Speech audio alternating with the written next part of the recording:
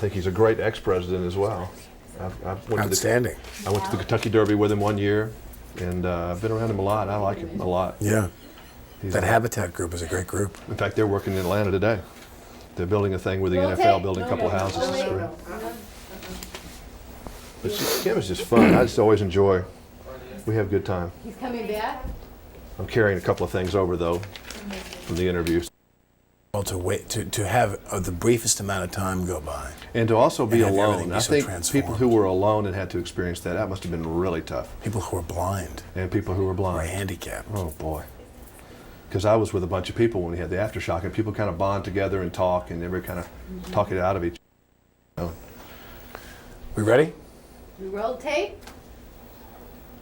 Hey, we're speeding. We have speed. Okay. When you do a part, do you live the part, or can you cut it off real easy? You know, I think it's different when you do films than when you do theater, for example. Most of the time when I do films, no, I don't live the part in any significant sense. I think a little bit, sometimes it stays with you. You know, this movie, it stayed with me because one thing I tried to do was to practice keeping cool. Yeah. Because this is a guy that thrives by keeping cool. But when you do a film, you do the actual scene work such a limited part of the day. So much of the day is waiting around for them to do all the technical adjustments. When I did Streetcar Named Desire on Broadway, that presented some problems for me. Because I went through the day just daring anybody to challenge me. Well, how about a crazy part like Miami Blues? I mean, that guy was really wacky. No, that wasn't at all to me. So you just turn that off and on because it's yeah, so that not was you. very cartoonish to me. That wasn't anything you would deal with like that. But I think that there's the opportunity for that, and sometimes that does happen. Sometimes it does happen, and it depends on the role. Some roles it does happen to you. I know when I did Streetcar, I walked around a lot thinking, that no one could hurt me. I could walk through a building. I just had this super kind of, tenacity. Now, in Glengarry Glen Ross, I see, I don't know you, but I kind of get the impression that there is a part of you that can get into that kind of character fairly easily because you're passionate and you're intense. Well, I think that, sometimes I think some people can. I think some actors, they do that. They kind of live it, and they gravitate toward parts that either are who they are or are who they think they are. Mm-hmm. And then there are actors, I think, who I tend to just believe that this is true of myself. We really get it as more of your sense of an impersonation of who that person would be. And it really has little to do with who I am. Because I remember when we did Glengarry, someone said to me, what were you thinking of? And I said, well, all I could think about was that scene in Patton when George C. Scott slaps that guy in the head because he's disgraced everybody with his cowardice. And I had to have an image that I could lock into, that I could say to myself, well, okay, I get it now. This is what this scene is about. So that's what I clicked into. Because I only have the one scene. It's not like I have to build a whole character like those other guys do. And so that was kind of where I was coming from when I did that movie, was I thought of him, that this guy was Patton, Well, I thought of a good remake for you and Kim.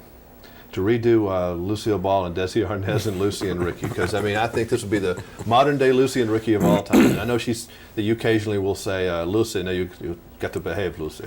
I said, Lucy, what are you doing? There is a little Lucy and Ricky. Hopefully there's a little Lucy and Ricky in everybody's relationship. Mm-hmm. I think that's a good sign if you do. But she looks like she could be a little Lucy every once in a while. Yeah, she has some Lucy in her. Oh yeah. Lucy has entered her body. Now, Kim says she feels comfortable on a tractor on a farm. Is Alec that way? No. I didn't think you were a farm guy necessarily.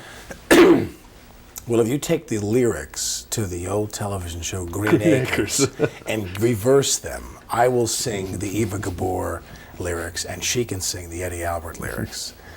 No, New York is where I'd rather stay. I get allergic smelling hay. How about food? Now, are you food compatible? No, we're not. Not at all. My wife and I have a purely physical relationship. This is This is totally one of those deals, and I've been there, where opposites attract. Very much so. Yeah, very much so. I'm a Yankee. She's a rebel. And I don't. We're compatible. You want to know something? We've become compatible food-wise. Because if we didn't, I would go hungry a lot. Like she tells me that you can do some dressing down occasionally and get a little intense, and that's not her style. And so she says, we're not going to do this. Yeah, she. Yeah, that's the Italian in you. You can blame it on that, I guess. You know, I don't have any Italian in me. But, Well, I guess everybody in New York has. but a little maybe I Italian. do. I do have some Italian in me. Somewhere. She has German in her, so that's a whole other deal. But that's, Yeah, no, definitely we're opposites. We're definite opposites. that is so funny. Let me ask you an Oscar question. Do you deal with all that junk, the race and the campaigns and all that? You'd rather just not think about it as an actor, the competition? Or how do you stand on all that? I never really think about that. I think that the Oscars are like any awards. You know, they have a varying degree of significance and a varying degree of merit to them. I mean, so often I have people who are my favorites, who I love, and I want them to. You know, I'll watch the program and I'll think. You know, not every year, but some years I'll watch and say, well, I hope so and so wins an Oscar. You know, and we all know there's this whole litany of great actors who never got an Oscar, but and the Oscars, they make, you know, I think some bad choices too sometimes. But I mean, that's the nature. Well, of you those like kinds of politics, shows. and it's nothing more political than the Oscars. So is that the part that you say you don't like about it? It's so political?